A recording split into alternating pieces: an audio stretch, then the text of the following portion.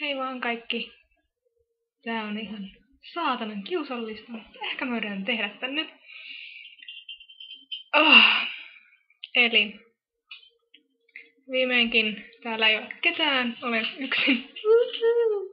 Koska munkin pitäisi olla itse koulussa, mutta mikäväkin liput tuli tänään myytiin ja oli pakko jäädä niitä sitten tilailemaan ja minä sainkin ne.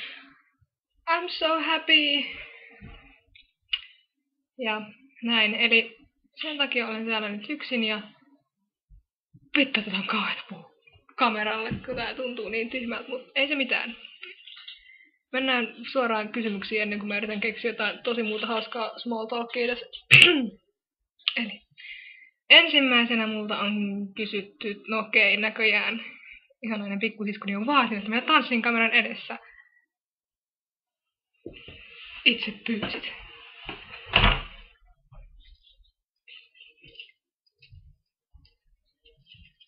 Joo, eikö ollut hienoa? Mä ainakin ihan. Ja awkward silence. Mikä on mun mielestä paras kauhuleffa ikinä? Hyvä kysymys. No siis, ainakin mitä on silloin, kun olin katsonut sen ensimmäistä kertaa, niin pelännyt ihan helvetisti, niin oli tietty Blair Witch Project. Se oli kauheeta. Voi kuolla. Joten kyllä mun mielestä se on edelleen sillain niinku paras. Sillai. En osaa selittää. Ja sit mun tämmönen salainen stalkeri, niin kukahan se on? On kysynyt, että onko minua suurempi todennäköisesti mongata katukaassa perukki päässä vai ilman sitä. Ja sanon, että ilman perukkeja, koska aika harvoin niitä käytän, koska on niin laiska. Ehkä enemmän kyllä menee aikaa oman tukan laittamiseen, mutta jos mä laitan sitä. Mut siis en mä tiedä. Ne jotenkin aina vähän puristaa päätä ja sit tulee pää kipeäksi ja kaikkea, niin kyllä mä enemmän omaa tukkaa käytän. Mä oon niin ranttu mun meidän suhteen kaupungilla.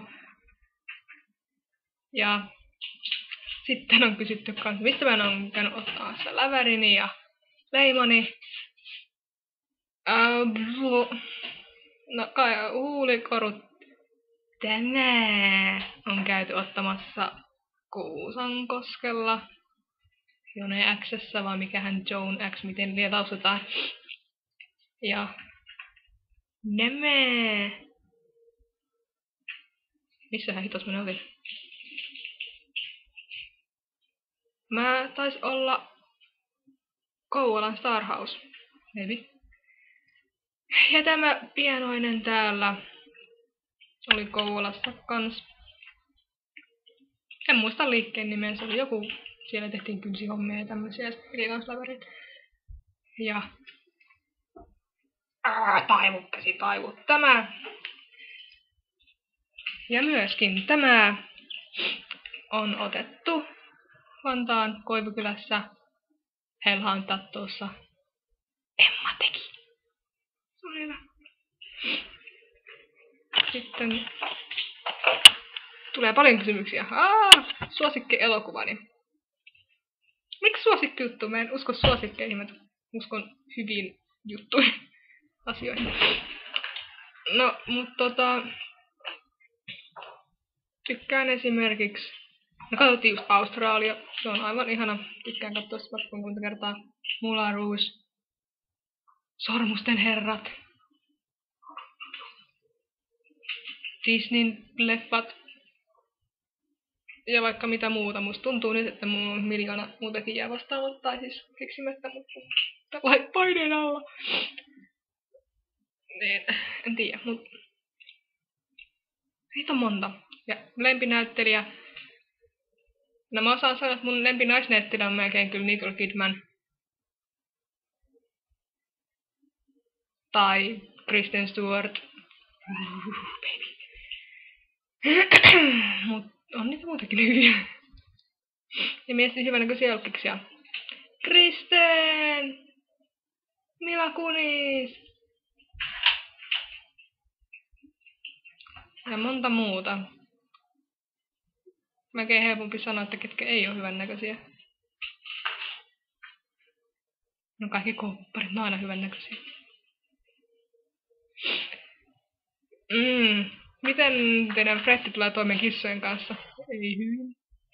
Se aina, no se on hyvä, kun se nukkuu yleensä puolet päivästä, niin se kissat saa olla rauhassa, mutta sitten kun se herää, niin sitten ne, jos ne kissat tielle sattuu, niin se yrittää tappaa ne, niin kuin kaikki muutkin eläimet, mihin se ikinä törmää. Eli ei kovin hyvin. Kun sulla on ollut niin monia hiusvärejä ja tyylejä, niin mihin olet ollut tyytyväisin, mistä olet pitänyt eniten? Mä en tiedä, mun mielipide vaihtelee aina niin kuin joka päivä. Että ei mä vihaan hiuksia, oi nää on ihanat. Eli seuraavana päivänä. No tällä hetkellä mä tykkään kyllä ehkä näistä eniten. No väri nyt ei oo. Vois olla vähän parempi, kun tää on tää hieno ruskea nyt, koska mulla on ihan karseessa kunnossa ollut. Mä yritän olla nyt leikkaa, mutta kun mä oon vähän niinku luonut itselleni, että mä kasvatan. Niin, mut se punamusta, mikä mulla äskettäin oli, niin mä tykkäsin siitä väristä kyllä, mutta kun se vaan oli niin ärsyttävää ylläpitää, kun piti joka toisella kerralla, kun suussa kävi, niin piti värjätä samalla. Ja sit ripun parhaat ja huonommat puolet, no parhaat puolet, että se on niin semmonen löllykkä ja sen saa hyvin tossun alle ja se tekis mitä vaan mun puolesta. Ei nyt ole viitsekäs tai mitään. Se palloo mua. Paljastaa kaikki parhaat puolet itsestä vielä. Hehehe, tykkään toisten palvonnasta. Mut huonommat puolet, no se, että se ei oikeesti opi ekalla kerralla. Se jättää tavaroita minne vaan. Mä aina nalkutan sille. Se ei silti opi niistä. Sit se aina nalkuttaa mulle, kun mä nalkutan sille, mutta mä nalkutan sille, koska se ei ikinä opi jättämässä tavaroitaan mihinkään. Tai että, niin kun, että avaimet kanssa sekä pitää yhdessä paikassa, ettei myös aina bussissa, kun tehdään etsimään niitä. Ja tämmöstä. Mun omat parhaat ja huonot piirteet. Tuli vähän tuossa äskenkin varmaan. Tää on aika syvällinen kysymys. Mun parhaat piirteet tietenkin on, että mä oon näin aina näin vaatimaton ja ihana ja kaikkea. Mut joo, ei. Mun huonommat piirteet on varmaan se, että mä oon ihan saatanan kateellinen ihminen lähes kaikesta. Jos mä kuulen, että jollain muulla menee paremmin, niin mä ehtin sillä I wanna kill myself. Koska en vaan voi sille minkään, se on tosi iso ongelma mun elämässä, että mä en pysty kontrolloimaan mun kateutta oikein kunnolla, mutta... Ja sit mä oon myös tosi laiska ja itsekäs ihminen sillai, vaikkei sitä ehkä monet tajua, koska mä oon hirveä vaan perheenjäsenille ja kaikille läheisimmille ihmisille, koska mä tiedän, ettei ne jätä mua, vaikka mä oon kauhea. Mä oon 2 naamia. Oho. Mut joo, mä en osaa noita sanoa, mun mielestä pitää itse selvittää, koska mä en halua kuulostaa omaa hyväiseltä, jos mä rupean itteni tässä kehumaan tai mitään. Mutta monta tyttöystävää mulla on ollut Rikun lisäksi. 3. Aikaisempaa. Ensin oli Efoto. Tämä suuri murhenäytelmäni. Sitten tämän jälkeen tuli Minna. Se oli kyllä yksi iso virhe melkein. Sitten oli Janina, joka on oikeastaan ainoa mun eksistä, kenen kanssa ollaan sillä tosi hyvissä väleissä ja näin. Ja näin. Ja okei, kun oot kertonut täällä aiemmin, että et ole ikinä pojan kanssa yhdessä ollut unohtiolista, niin luuletko, että voisit ikinä seurustellakaan pojan kanssa? No kai mä voisin. Mut musta tuntuu, että se ei välttämättä toimisi kauhean pitkään, koska tää riippuu pojasta. Jos on semmonen vähän neitimäinen keskarilla, mulla on juttu sormessa. Niin neitimäinen, joka niin kuin, tai neitimäinen kautta homomainen, sillä on vähän syvällisempi tunne-elämä kuin jollain sellaisilla, jotka hyvää autoja rassaa ja kiinnostunut niistä on kieltä. Niin pystyisin ehkä, koska mä kuitenkin tarvitsen sen kumppanin, jonka kanssa pystyy jutella oikeasti kaikesta. Meillä on todella paljon yhteisiä asioita. Ja mä tarvitsen just sellaisen, kenen kanssa voin puhua siitä, kuinka kauheita on olla menkkakivuissa ja kärsiä kaiken maailman naisten vaivoista. Ja mä en usko, että jätkät jaksais kuunnella tai haluais hirveänä. Niin. Ei ollut todellakaan liian henkilökohtaisia kysymyksiä. Vaikka niin vähän tuossa pelättiin. Ja sitten on tää viimeinen hyvin syvällinen kysymys, eli kuulunko mihinkään uskoon vai olenko ateisti? Mikä on muutenkin näkemykseni asiasta. Eli no en oo sillä ateisti, mutta mä oon siviilirekisterissä, en mä kuulu oikeastaan mihinkään. Mun äitihän on Jehovan todistaja ja isä, en tiedä. Se on vähän semmoinen, että se uskoo mihin uskoo. Kai se Jumala uskoo, mä luulisin kuitenkin.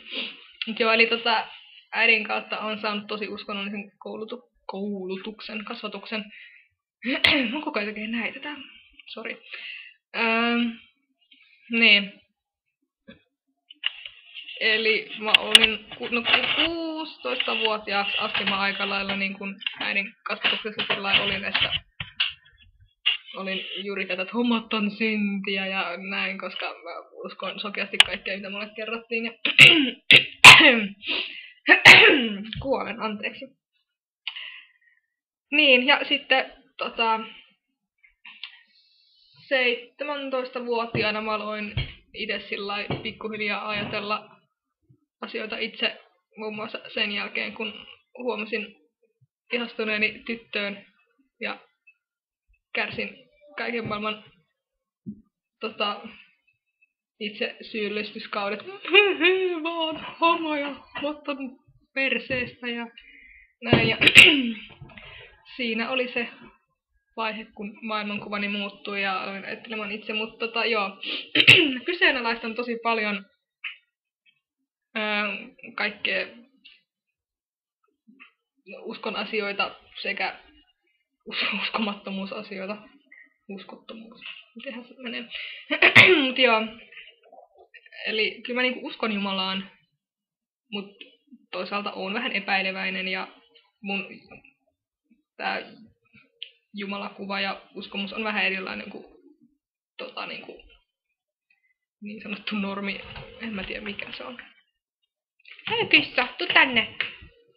Tuu tänne. Kauna, en oikein innostu tästä. Mun mielestä muun muassa, koska Jumalastahan ei ole koskaan ainakaan niin Jehovan todistajan mukaan sillä sanottu, että se olisi niin kuin mitään sukupuolta.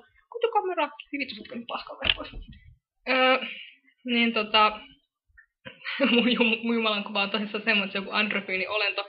Ja koska se ei tosiaankaan mikään mun mies mitenkään sitten sanotaan, että se olisi mies tai nainen, niin sille se ei ole mikään parrakas äijä.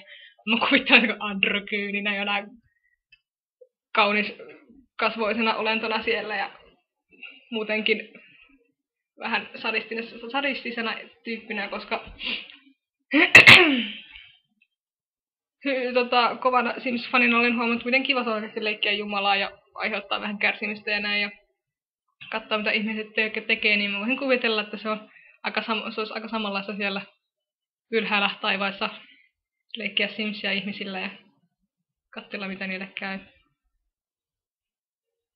Joo. Mutta joo, mun kysymykset taisi nyt loppua siihen. Ja jopa selvisin tästä jutusta hengissä ilman, että en pyöritellyt tai oksentanut tai tehnyt mitään muuta. Noloa kai. Kyllä minä varmaan tein aika paljon kaikkea, mutta ei mitään, mistä mä selviäis. Näin. Ehkä minä uskallan tässä joskus tehdä uudestaankin, jos kukaan kestää katsella mun perseilyjä täällä. Mutta näin. Hei hei.